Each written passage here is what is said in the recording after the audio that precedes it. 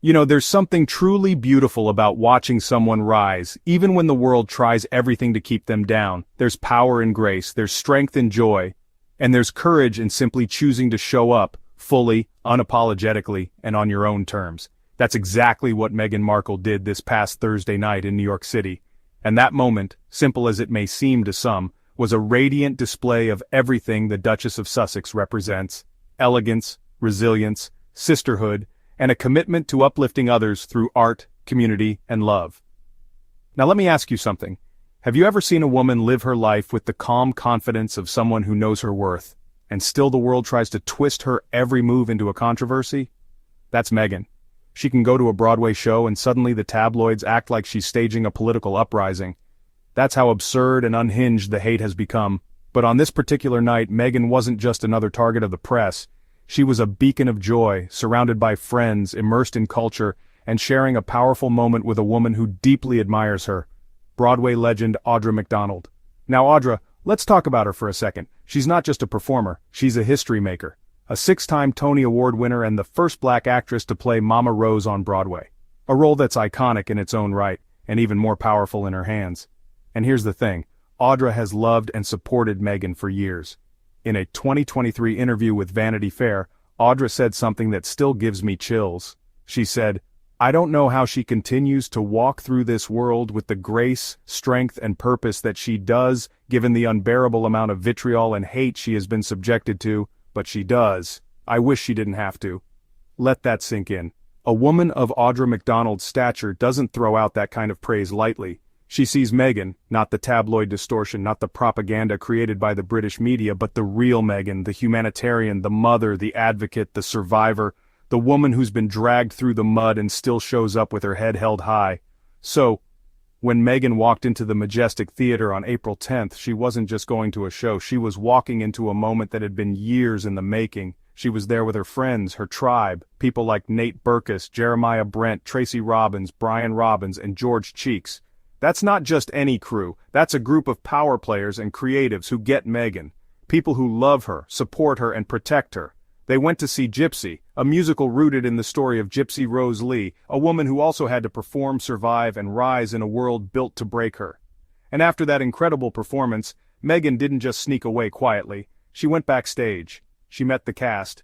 She greeted everyone with kindness, took pictures, and lit up the room with her presence. The children in the cast were thrilled because how often do you get to meet a real-life princess who actually cares, who kneels down to speak to you on your level, who sees you? And that moment with the little dog backstage, absolutely priceless. The way Meghan's face lit up, you could feel the joy leaping out of the photo. That wasn't performative, that was pure, genuine. It told a story all on its own, that this is a woman who embraces life, who opens her heart, and who makes space for joy wherever she goes. She posted on Instagram about the night and her words were overflowing with appreciation and awe. She said, "If you get a chance to see it Gypsy Boy, you absolutely must. Congratulations to the tremendously talented cast and crew for creating magic on that stage, and meeting at Audra McDonald for the first time last night, her performance will leave you absolutely speechless. Full body chills. I don't think there was a dry eye in the house, and if the theater didn't have to close for the night, the standing ovation would still be happening." That's the kind of woman Meghan is. She lifts other women up. She uses her platform to shine a spotlight on black excellence, on underrepresented voices, on truth and beauty. And what do the tabloids do in response? They cry about her security detail. I mean, really, this is where we're at? Page 6 couldn't just let her enjoy one evening out without throwing a tantrum about how many SUVs were in her motorcade. They wrote this bizarre, petty piece complaining about a grandiose 4-car motorcade and former Secret Service agents. Like this woman hasn't had her life put at risk repeatedly because of the same toxic media culture they feed. Let me tell you something. Meghan's security is not your business. It's not up for debate. After what happened in New York in 2023, the near-catastrophic paparazzi chase that could have ended in tragedy, Meghan has every right to roll with a high-level team, and she pays for it. This isn't the royal family sending her armed guards on the taxpayers' dime. Meghan and Harry have built a life of independence, and that includes taking responsibility for their own protection. But of course, the haters love to invent outrage. Page 6 quoted some so-called paparazzi insider, complaining that it's absolutely abnormal and totally excessive. Let me break it down for you. What's abnormal is having to worry every single time you leave your house that someone with a camera, or worse, might try to harm you. What's excessive is the media's obsession with tracking Meghan's every move, just to generate clicks and cash. They tried to compare her to Taylor Swift, Beyoncé, Kim Kardashian, but Meghan isn't just a celebrity. She's a royal who left an institution that's been around for over 1,000 years. A woman who's faced orchestrated smear campaigns, racism, misogyny, and political attacks. She's not part of your Hollywood checklist. She's in a league of her own, and her security reflects the reality of her life, not the fantasy that the tabloids want to sell. So no, she's not out of control. She's in control. For the first time in years, Meghan is living a life of her own making. And guess what? She's thriving. While the tabloids are stuck in a never-ending loop of bitterness, Meghan is supporting the arts. She's laughing with her friends. She's holding puppies and wiping away tears during standing ovations. That's the real story. That's the energy. And honestly, isn't that what scares them the most? That Meghan didn't break, that she didn't fold, that after everything they threw at her she's still smiling. Still shining, still changing the narrative by simply being herself. And that's why we're here. That's why the Royal Sussex Squad exists. Because we're not just watching from the sidelines, we're pushing back, we're calling out the lies, we're uplifting the truth, and we're standing in full support of Meghan and Harry no matter what. So if you're with us, if you believe in justice, in dignity, in rising above the noise, then make sure you're subscribed to this channel. We are the front line against the smear machine. We are the voice that refuses to let truth be drowned out by tabloid fiction. And we do it together. Duchess Meghan saw the Broadway revival of Gypsy with friends last Thursday. Six-time Tony Award winner Audra McDonald has been a huge fan of the Duchess of Sussex for many years. Audra has name-checked Meghan in interviews, and in 2023, Audra told Vanity Fair that Meghan is the person she most admires in the world, saying, "I don't know how she continues to walk through this world with the grace, strength, and purpose that she does, given the unbearable amount of vitriol and hate she has been subjected to, but she does. I wish she didn't have to." Thursday evening, Meghan was in New York to see the acclaimed Broadway revival of Gypsy, the musical loosely based on the life of Gypsy Rose Lee. Audra plays Mama Rose, the mother, a fantastic role for an actress with a booming voice. Suffice to say, Meghan loved the musical and she loved meeting Audra. Meghan went backstage and met the whole cast, and the kids were especially excited to meet a real princess. There's also a great photo of Meghan meeting a cute little terrier, and her joy at holding that little dog tells me that poor Pula and Mia are probably getting a new sibling at some point. Meghan wrote on her IG, "If you get a chance to see it, Gypsy Boy, you absolutely must. Congratulations to the tremendously talented cast and crew for creating magic on that stage. And meeting at Audra McDonald for the first time last night. Her performance will leave you absolutely speechless. Full body chills.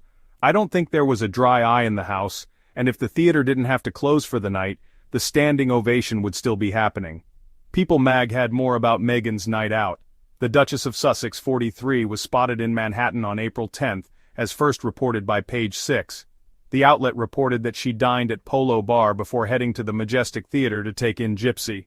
After the show, Meghan and her group of friends, including Nate Berkus, Jeremiah Brent, Tracy and Brian Robbins and George Cheeks, went backstage to meet the cast. Meghan was totally happy to come backstage and very generous with her time, a source on the scene tells people. She made her way around the room, greeted everyone, and was just very smiley and nice. The revival stars six-time Tony winner Audra McDonald, the first black actress to play the role of Mama Rose on Broadway. Meghan and McDonald hugged and posed together for a photo with McDonald still in costume. She kept telling them how much she loved the production and was gushing specifically to Audra about her performance, the source adds. The company were all so happy to have her there and appreciative of her support. Nate Berkus and Tracy Robbins. I feel like this was probably Tracy's suggestion. Like she was the one saying, "We should fly to New York to see this revival." I'm so glad that Meghan and Audra finally got to meet in person, and you can tell from the photos that Audra was so moved to see Meghan there. I'm also glad that Meghan felt like security could be tight and controlled enough where she could move around New York without it devolving into a really dangerous situation. Speaking of, Page 6's sources threw a tantrum about Meghan's security. How many security vehicles does it take to escort one Duchess? Meghan Markle beefed up her safety measures for a recent night out in the Big Apple. Photos exclusively obtained by Page 6 show the Duchess of Sussex, 43, being driven around New York City on Thursday evening with a grandiose four-car motorcade, including 3 SUVs and an unmarked police vehicle.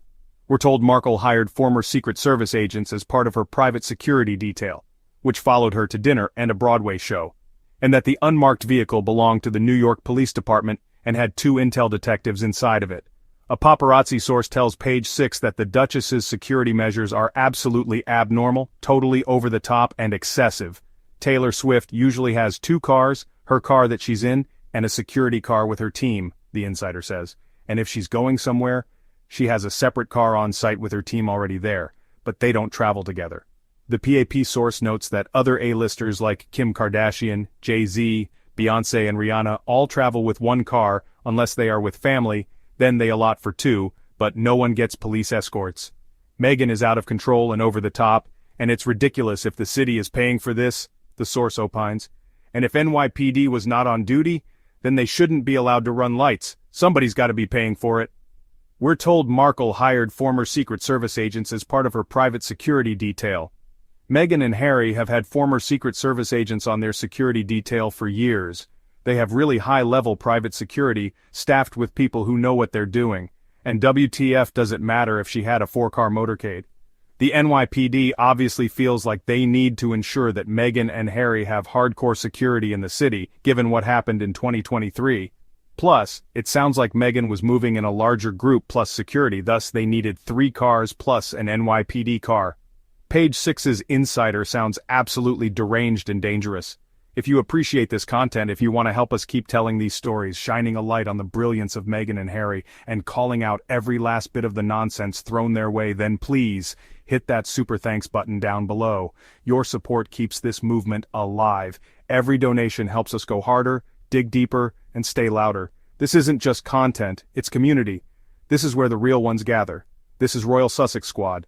And as always, we ride for Meghan, we ride for Harry, and we ride for the truth. Stay strong, stay royal, stay unapologetically on the right side of history.